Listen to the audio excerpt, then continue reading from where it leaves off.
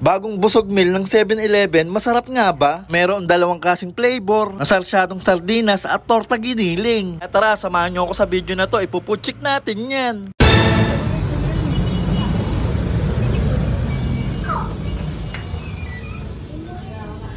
Sinabi ko na sa inyo, huwag yung gawin pasukan yan dyan ha.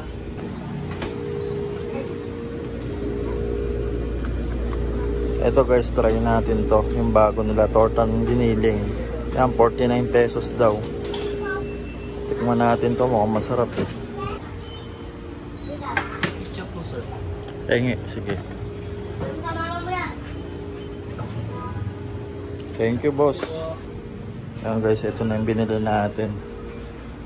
Ito yun no, yung bago nila, busog deal.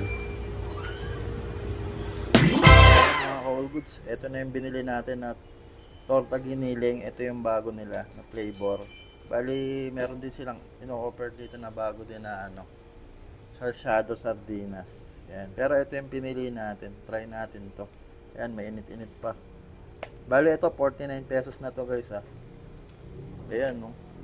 Yun no, umuusok-usok po. Mainit. Dati karton yung ano na ito, di ba? Lalagyan nila, pero ngayon level up na sila, plastic na. Kaya madali nang mabuksan.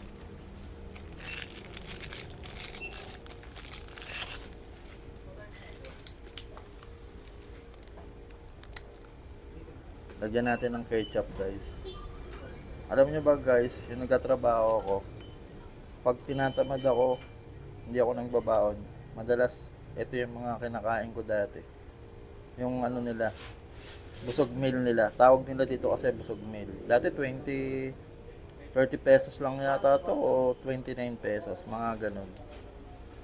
Ang galing kasi ang dami nilang flavor na pwede nyong pagpilian.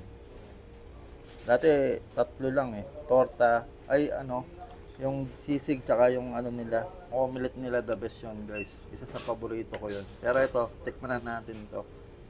Itong torta ginilig nila.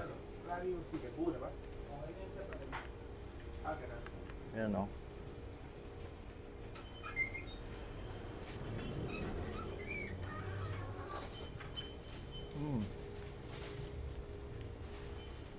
Sarap.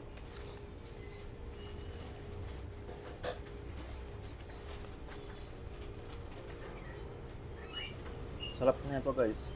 Try nyo to. Baka isa to sa bagong magiging paborito nyo.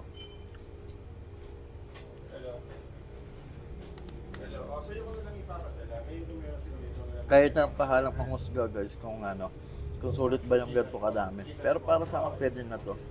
49 pesos.